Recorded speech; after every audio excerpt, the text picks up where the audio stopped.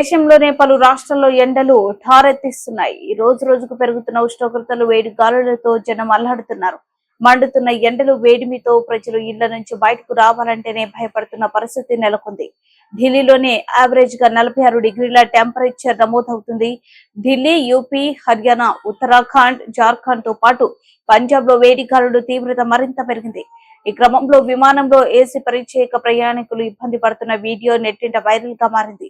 విమానంలో కూర్చున్న ప్రయాణికులు ఉక్కపోతతో బాధపడుతూ ఉక్కిరిబిక్కిరవుతూ నానా అవస్థలు పడ్డారు. ఈ ఘటన ఢిల్లీ నుంచి దర్భంగా వెళ్లే స్పేస్ జెట్ లో బుధవారం చోటు చేసుకుంది.